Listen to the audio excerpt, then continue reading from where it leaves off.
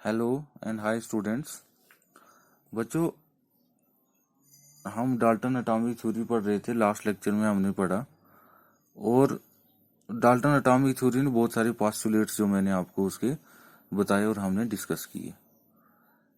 लेकिन आपने याद रखना बच्चे कि जो भी कोई थ्योरी आती है, अब वो थ्योरी बाद में जो है वो थ्योरी की लिमिटेशंस निकल जाती हैं, फर्दर स्टडी होती है और वो थ्योरी फिर फेल हो जाती है। मान लो आज आप में से किसी ने एक थ्योरी दे दी, आज से 5 साल बाद कोई आया और उसने और स्टडी की उसके ऊपर, उसको लगा कि ये चीज गलत है, तो वो थ्योरी फेल हो गई और उसके बाद दूसरी थ्योरी आएगी। तो जो थ्योरी में प्रॉब्लम्स होती हैं, ड्रॉबैक्स होती हैं, उन्हें हम कहते हैं लिमिटेशंस। उसकी क्या क्या ड्रॉबैक्स हैं।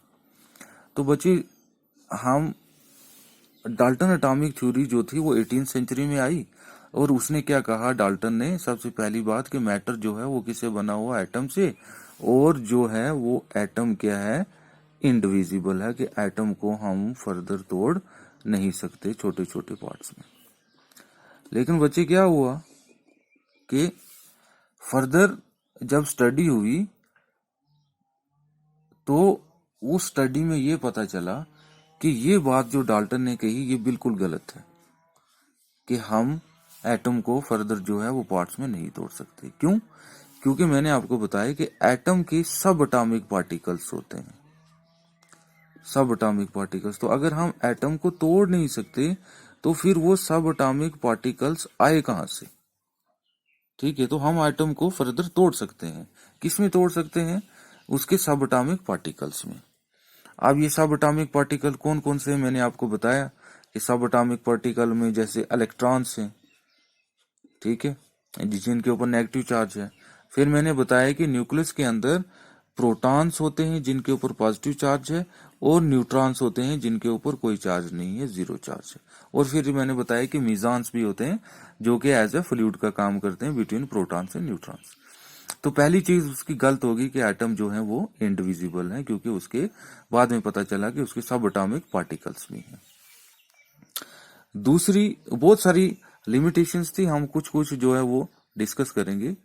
दूसरी लिमिटेशन क्या थी बच्चे, कि डाल्टन ने कहा कि atoms of same element have same chemical properties, कि एक एलिमेंट्स के जो एटम्स हैं वो सेम होते हैं, उनका मास भी सेम होता है, उनका साइज भी सेम होता है और उनकी शेप भी सेम होती है। लेकिन ये चीज भी बाद में फेल हुई। उसने कहा कि एटम जो है वो सेम एलिमेंट का, मैं शार्ट लिख रहा हूँ, सेम एलिमेंट का उसकी जो प्रॉपर्टीज हैं वो भी क्या होती हैं, सेम होती हैं। लेकिन ये चीज भी गलत साबित हो गई। कैसे? मान लो हम हाइड्रोजन ले लेते हैं, तो हाइड्रोजन एक ही एलिमेंट है, ये हाइड्रोजन, ये भी हाइड्रोजन, ये 1 इसका एटॉमिक नंबर है। लेकिन ये हाइड्रोजन बहुत सारी फॉर्म में एग्जिस्ट करता है, इसका मास जो है वो अलग अलग है। जैसे 1H1 है, 1H2 है, 1H3 है, ठीक है। तो ये इस फॉर्म में एग्जिस्ट कर रहा है, तो है तो सेम एलिमेंट, लेकिन उनका मास जो है वो क्या है, डिफरेंट है। तो atoms of same element have same mass, ये चीज यहां गलत साबित होगी, ठीक है। तो दूसरा मान लो हम कार्बन को ले लेते हैं, कार्बन C6H12 भी में भी एग्जिस्ट करता है, 13 में भी एग्जिस्ट करता है, ठीक है। तो इट मीन्स ये चीज उसने जो कही वो गलत कही, और इस चीज को हम पढ़ेंगे आगे। इसे हम कहते हैं आइसोबार्स। आइसोबार्स होते हैं कि atoms of the same element having same atomic number but different mass number, कि सेम एलिमेंट होते हैं, उनका एटॉमिक नंबर सेम होता है लेकिन उनका मास नंबर जो है वो डिफरेंट होता है। तो उन्हें हम क्या कहते हैं, आइसोबार्स। ये हम अलग से भी पढ़ेंगे। लेकिन क्या किया, डाल्टन ने हमें आइसोबार्स के बारे में कुछ भी नहीं बताया, तो इट मीन्स उसकी वो बात गलत साबित हो गई। तीसरी बच्चे क्या है, डाल्टन ने क्या कहा कि atoms of different element have different mass, कि जो डिफरेंट एलिमेंट हैं, डिफरेंट एलिमेंट्स के एटम हैं, उनका मास, साइज, शेप जो है वो डिफरेंट है। लेकिन उसने हमें ये नहीं बताया कि ऐसा क्यों होता है। ऐसा क्यों होता है? उसने सिर्फ पॉस्टुलेट दे दिया कि atoms of different elements have different mass. ठीक है, तो ये चीज वो उसका रीजन नहीं बता सका। फिर क्या कहा डाल्टन ने? डाल्टन ने कहा कि जो केमिकल रिएक्शंस होती हैं उन केमिकल रिएक्शंस में एटम्स जो हैं वो इन्वॉल्व होते हैं। ठीक है, लेकिन उसने ये नहीं बताया कि वो कैसे इन्वॉल्व होते हैं। तो कि वो रीअरेंज होते हैं, वो शिफ्ट होते हैं, वो बाइफरकेट होते हैं, टूटते हैं, ये चीज उसने नहीं बताई। मतलब उसने कहा कि मान लो ए प्लस बी ये रिएक्टेंट है, ये जुड़ के बनाएगा ए बी। ठीक है, प्रोडक्ट बनाएगा। लेकिन उसने ये नहीं बताया कि बहुत सारी रिएक्शंस आपने देखी होंगी वो इस फॉर्म में होती हैं, A plus B gives us C plus D. ठीक है, तो वो डिफरेंट एक अलग दूसरा प्रोडक्ट भी देती हैं। ठीक है, तो ये चीज भी डाल्टन ने हमें नहीं बताई।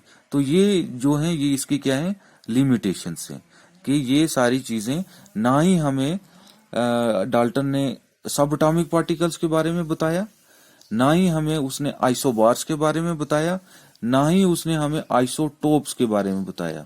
ये भी हम पढ़ेंगे। जैसे आइसोबार्स हो गए कि items of same element having same atomic number but different mass number. तो आइसोटोप होता है item of different elements having same mass number but different atomic number, के मास सेम होता है लेकिन उनका एटॉमिक नंबर जो है वो डिफरेंट होता है। तो आइसोटोप्स आइसोबार्स के बारे में हमें नहीं बताया, सब एटॉमिक पार्टिकल्स के बारे में नहीं बताया, केमिकल रिएक्शंस के बारे में कि जो दूसरा प्रोडक्ट बनता है उसके बारे में हमें नहीं बताया। तो ये लिमिटेशन होने की वजह से एट लास्ट जो है ये थ्योरी फेल हो गई, और इसके बाद जो है वो next theory I, that is modern atomic theory. वो हम पढ़ेंगे नेक्स्ट यूनिट में। तो अभी आपको इसकी क्या याद रखनी है, लिमिटेशंस याद रखनी है। नेक्स्ट टॉपिक आपका बच्चे कौन सा है, इंपॉर्टेंट टॉपिक है, समझना है। That is molecular formula and empirical formula. बिल्कुल सिंपल लैंग्वेज में आपको समझाऊंगा, एग्जांपल्स दूंगा, आपको क्लियर हो जाएगी। तो बच्चे समझना है, मॉलिक्यूलर फार्मूला एक ऐसा फार्मूला होता है कि जो हमें ये बताता है कि एग्जैक्ट एक मॉलिक्यूल्स में या कंपाउंड में कितने एटम्स हैं, हाउ मच एटम्स, कितने एटम्स हैं, नंबर ऑफ एन याद रखना आपने। नंबर ऑफ एटम्स के बारे में बताता है कि एक मॉलिक्यूल में या एक एलिमेंट में या एक कंपाउंड में कितने एटम्स जो हैं वो प्रेजेंट हैं। उसको हमने क्या कहा, मॉलिक्यूलर फार्मूला कहा। लेकिन इसके कंपैरिजन में अगर हम आए तो मॉलिक्यूलर फार्मूला हमें ये नहीं इंपेरिकल फार्मूला हमें ये नहीं बताता कि उसमें एक मॉलिक्यूल में या कंपाउंड में कितने एटम्स प्रेजेंट हैं। ये हमें उनकी रेशियो बताता है। ये हमें उनकी क्या बताता है, रेशियो बताता है, ratio of atoms present in the molecule. याद रखना है, मॉलिक्यूलर फार्मूला हमें बताता है कि molecular formula is that type of formula which tells us how much atoms are present in the molecule, about the number of atoms n। लेकिन empirical formula हमें ये नहीं बताता एग्जैक्टली कि उसमें कितने एटम्स प्रेजेंट है, वो हमें उसकी रेशियो बताता है। तो याद रखना है, मॉलिक्यूलर फार्मूला में आपने याद रखना है एन कि हमें नंबर ऑफ एटम्स बताता है, और इंपेरिकल फार्मूला में याद रखना है आपने आर कि वो हमें क्या बताता है, रेशियो बताता है। अब मान लो हम एक एग्जांपल ले लेते हैं, सबसे पहले किसकी, ग्लूकोज की। ग्लूकोज की तो ग्लूकोज का फार्मूला क्या है बच्चे, C6H12O6। तो क्या हो रहा है, हमें बता रहा है ये ग्लूकोज में कि 6 कार्बन है, 12 हाइड्रोजन है और 6 ऑक्सीजन है। मतलब ये हमें बता रहा है कि इस कंपाउंड में, इस मॉलिक्यूल में कितने एटम्स प्रेजेंट हैं। तो ये हमें बता रहा है, एन बता रहा है, नंबर ऑफ एटम्स बता रहा है कि कार्बन इसमें 6 हैं, हाइड्रोजन इसमें 12 हैं, ऑक्सीजन इसमें 6 है। तो मैंने अभी आपको क्या बताया कि जो फार्मूला हमें एग्जैक्टली बताता है कि कितने एटम प्रेजेंट हैं, तो इट मीन C6H12O6 इसका क्या है, मॉलिक्यूलर फार्मूला है, क्योंकि ये हमें एग्जैक्टली बता रहा है। लेकिन अगर हम इसी C6 H12O6 की रेशियो निकालें तो क्या आएगा 6 1 द 6, 6 2 द 12 एंड 6 1 द 6। ठीक है, तो ये हमें इसका हम जब निकालेंगे रेशियो तो क्या आई इसकी सी का 1 है तो 1 अंडरस्टूड सी चीजें लिखने की जरूरत नहीं है। एच का क्या आया 2 और ओ CH2O। ठीक है, ये इसकी रेशियो निकली। तो ये हमें एग्जैक्टली नहीं बता रहा है कि इसमें कार्बन कितने, हाइड्रोजन कितने और ऑक्सीजन कितने। तो इसे हमने क्या कहा इंपेरिकल फार्मूला कहा। इसे हमने क्या कहा इंपेरिकल फार्मूला कि इसकी क्या निकल रही है रेशियो निकल रही है। तो बच्चे एक एग्जांपल में और लूंगा फिर आपको समझ आ जाएगी। बेंजीन ले लेते हैं हम। क्या ले लेते हैं बच्चे बेंजीन। ठीक है, तो बेंजीन क्या होता है बेंजीन का फॉर्मूला है C6H6 कि इसमें 6 हाइड्रोजन और 6 क्या है कार्बन है। तो एग्जैक्टली हमें ये क्या बता रहा है about the number of atoms present in benzene. तो ये वाला फार्मूला हमारे पास क्या होगा मॉलिक्यूलर फार्मूला होगा। कौन सा फार्मूला होगा मॉलिक्यूलर फार्मूला होगा। लेकिन अगर हम इसकी रेशियो निकालेंगे तो क्या आएगा 6 1 द 6, 6 1 द 6। तो हम सिंपल लिखेंगे CH क्योंकि 1 जो अंडरस्टूड सी चीज है। तो ये वाला जो है ये क्या है इंपेरिकल फार्मूला है क्योंकि इसमें हमने क्या निकाली है रेशियो निकाली है। समझ गए होंगे आप। एक और एग्जांपल ले लेते हैं हाइड्रोजन पर ऑक्साइड की H2O2 हाइड्रोजन पर ऑक्साइड। इसमें क्या है कि 2 हाइड्रोजन है 2 ऑक्सीजन है। तो ये कौन सा हुआ मॉलिक्यूलर फार्मूला। रेशियो निकालेंगे 2 1 द 2, 2 1 द 2 HO।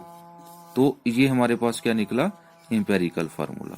तो आई होप कि आप समझ गए होंगे कि इंपेरिकल फार्मूला और मॉलिक्यूलर फार्मूला में क्या डिफरेंस है। Thank you.